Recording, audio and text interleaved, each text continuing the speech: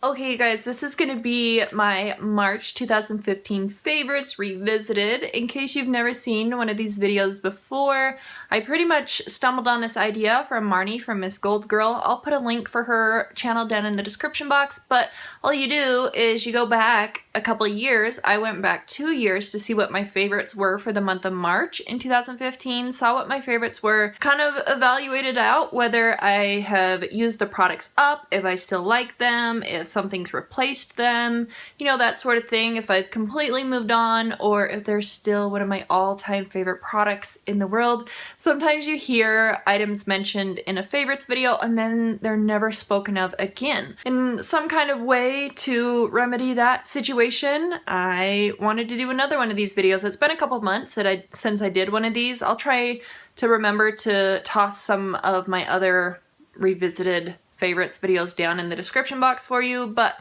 like I said, these are my March 2015 favorites, and if I don't have the product, then I'll just toss an image right up over here, something on the screen. So the first one was my MAC blush in Well Dressed. This is a super beautiful, cool, toned kind of pale pink color.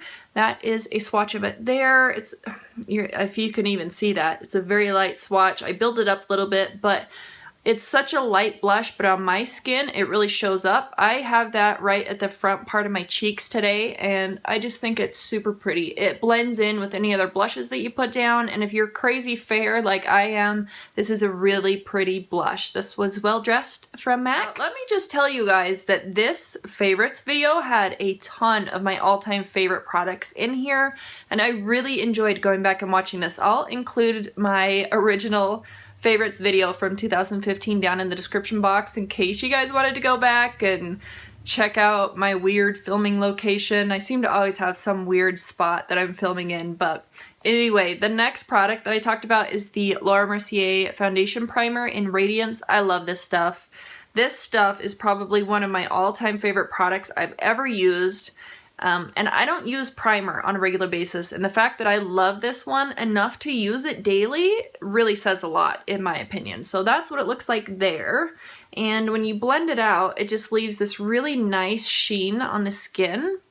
That is it there. You can see that compared to the other parts of my skin. So it's really beautiful, a really nice product that I feel like is a little underrated. I don't think enough people are talking about it, but I either put this down before my foundation, or if I just want to pop something on my cheekbones, I can toss it on the top of my cheeks if I'm not wearing any makeup for the day, or if I just have on some BB cream. It's a really nice, beautiful, natural looking sheen. So anyway, that was it right there. I haven't repurchased that item since I used up that primer last year, I think it was. I think I used it up last summer, but I've had a ton of these little strobe cream samples from MAC, and I've just been using these instead of getting, you know, the Laura Mercier primer. I saw that this was a 100-point perk. So I got this guy from one of my online orders not too long ago, but anyway, this is a really nice one, and if I didn't have a ton of these, I would buy this one again. This next product, I actually had one of these that I showed in that video, and then I gave that to my brother, and I went out and bought another one a couple months later because my brother he had some new tattoos and stuff, and I didn't want them to get any sun damage because he works out, you know, doing construction and stuff. So this is the Copper Tone Tattoo Guard. This has UVA, UVB sunscreen. It helps protect against UV rays that can fade or blur your tattoos. So this is what the packaging looks like. This is freaking awesome to have just hanging out in your purse. I always have a sunscreen in my purse, whether I'm putting sunscreen on my tattoos. I have a tattoo on my finger that I like to keep sunscreen on, or when you're driving and, you know, you're riding like this, the light comes in and hits the back of your hand, so you can get some age spots on the back of your hand prematurely. So it's a really nice idea to have a sunscreen. It doesn't necessarily have to be a tattoo stick, a tattoo sunscreen to, you know, have in your purse or have in your car. I had this one in my car and it actually melted. So I'm still kind of trucking away at this one, but I'm okay with leaving this one in my car since it did get melted. But this little copper tone tattoo stick was about $4 at Walmart, and I've seen these there since then. So I think they still sell these. I think this is an absolute genius genius idea to market this for tattoos. I wish more people would wear sunscreen on a regular basis on their tattoos. But anyway, moving on to the next product. It was the, oh man, this is one of my all-time favorite items and I can't find it anywhere. I was actually looking this up the other day. I think it was 3 or 4 days ago, and I was like, oh man, whatever happened to that serum that I used to use?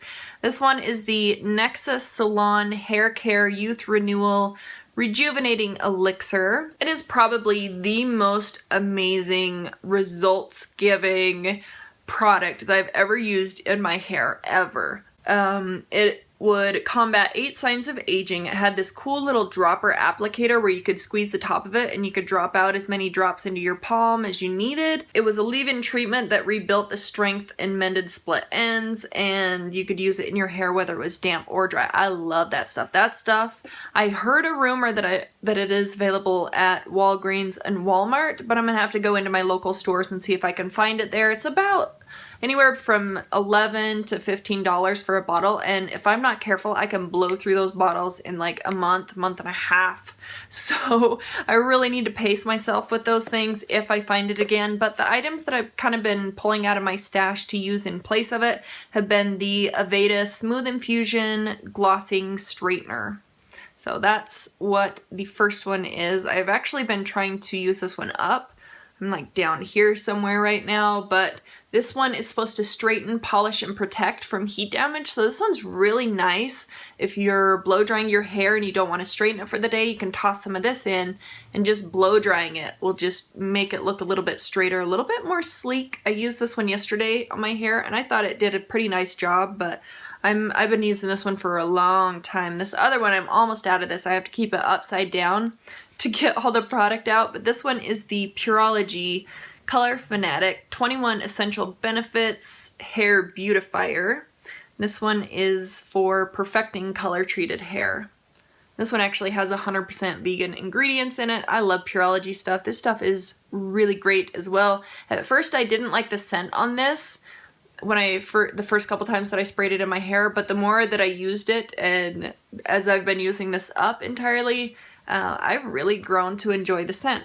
So I'm gonna miss this one when it's gone. Pureology products are so freaking expensive, but if you buy your Pureology stuff at Ulta, you can actually use like the $3.50 off of 15 or 5 off of 15 coupons on the Pureology hair care, so that's always really nice. But these are what I've been using in place of that Nexus serum. If I can find that serum elixir stuff, I will totally snag it up, and in April probably is when I'll pick up some other hair care products. But anyway, those were those. Then I had the MAC Neutral Cool times 15 palette. This is that guy right here.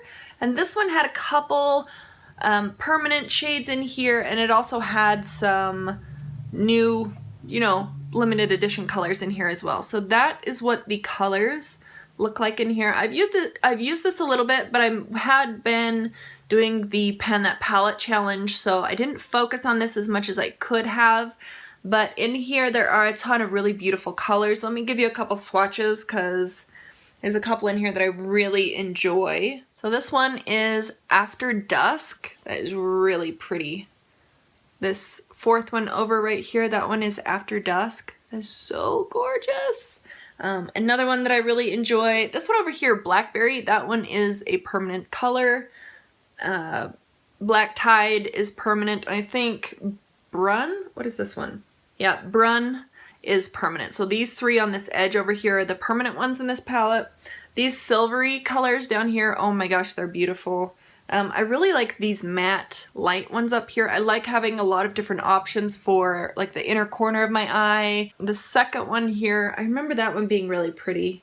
You're probably not going to be able to pick up on that very much, but that one is Sweet Allure. It has just a little bit of a shine to it. It's really pretty all over the eye. And then putting something like this one in the crease or like on the bottom lash line, oh man, you can make a really pretty kind of like pinky plum, mauve-y toned eye color, eye look. This one right here next to Brun is Deception. I think this one, yeah, this one was really gorgeous too. Has a nice shift to it.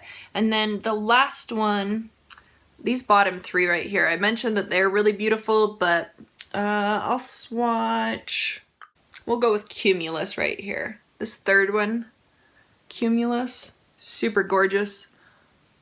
Really pretty colors in this palette. They actually look better on my fingers than they do swatched out because the lighting is getting so dark. So I'll just show you kind of, you know, a look at my fingertips because it looks better on here than trying to show you what it looks like on my hand with the dim lighting. I don't regret owning that one. My husband actually purchased it for me when it was at the, what was it, like the 80-something dollar mark or $90 mark, and they've actually lowered the price down to like 65 or something. So definitely a great time to pick them up. The next item was the YSL Effect Faux Seal Mascara, and that one I had gotten from Influencer. Man, that was hard for me to say.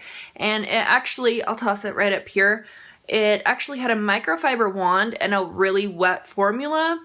It did keep my lashes curled, which really surprised me though, and I did have trouble getting it on my eyelids initially when I was applying it on the upper lash line, just getting it everywhere, but I definitely got the hang of it after a while. That one actually had a fragrance to it too, but it was like $30-something mascara. Not really into that.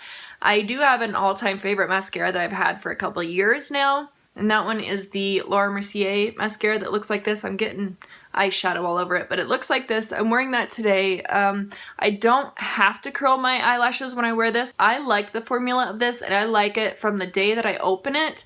I love it as it dries out, and I even like it as I'm trying to, you know, struggling trying to get something on my lashes.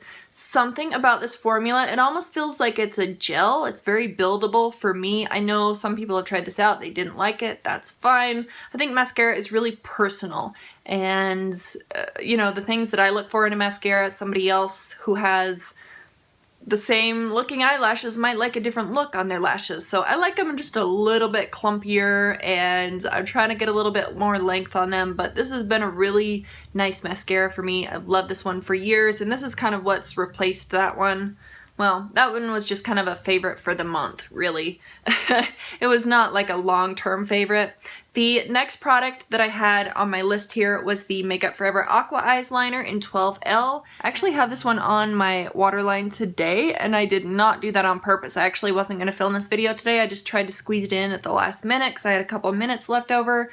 But this is 12L here. It's just a little mini pencil that I have, and it looks absolutely beautiful in the waterline and on the bottom lash line that I wrote down from 2 years ago. It really does look beautiful. It's absolutely gorgeous. It has something extra, and I can't quite put my finger on it. Maybe it's a light sheen to it, but it just looks really beautiful. I really love this liner in the summertime especially, so I'm hoping that I'll be able to finish this guy off this year since it's been around for 2 years. I have 2 products left. The next one is the L'Oreal lipstick in Fairest Nude. It was number 800. I actually finished that one off in a project, I think it was last year. It might have been in 2015, but that one was a satin finish kind of nude lipstick. It was very easy to swipe on and go without a mirror, without really having to look at where you're applying it. One that I've really been enjoying that's incredibly opaque and that I can apply without a mirror is the Estee Lauder Pure Color Envy lipstick. This is what the packaging looks like here. This one's in number 120, Desirable, and this one's a little bit of a darker nude. Well, to me, this is a darker nude, but this one kind of has some of the same tones that L'Oreal lipstick did. Do a quick swatch of this one. I think the lighting in here is gonna make it pull a little bit more pink, but this one looks quite nude on my lips. That is it there. It's really beautiful. It has like a satin matte finish to it. Extremely comfortable, and these suckers wear for a very long time on the lips. I love these. If you haven't tried these out, I definitely recommend the Pure Color Envy lipsticks from Estee Lauder. And then this last item, I am so incredibly bummed out that they have discontinued this, but I was talking about the Bath & Body Works Wild Madagascar Vanilla Lotion. I had a mini of it, and it was the perfect size to keep in my purse and just kind of pull out, because you always get those freebie coupons from Bath & Body Works, you know, for the mini lotions or the mini travel size items. And so I said it was probably the most perfect transition fragrance from the summertime to the fall, and this is what it looks like here. This stuff is so delicious. I can't tell you how much I love this fragrance. I know that this comes back during the semi-annual sale when they had that sale going on. I think they do it twice a year, once in like June or July, and then once in January, I think. Let me give you the notes here. It has exclusive Madagascar vanilla accord, African pear, wild jasmine, and white sandalwood. It is delightful. It is probably one of the most divine fragrances that I've ever smelled from Bath & Body Works. So I do have a little bit of a back stock that I'm trying to hang on to and slowly ration out because I don't want the scent to be completely gone forever, but this is a really good fragrance. If you had this, pull this out and maybe start using it for the summertime. But anyway, those were all the products from 2 years ago. I should have my March favorites up soon and filmed a little bit earlier in the day. But anyway, that was everything. Thank you guys so much for watching, and I will see you in the next one. Bye!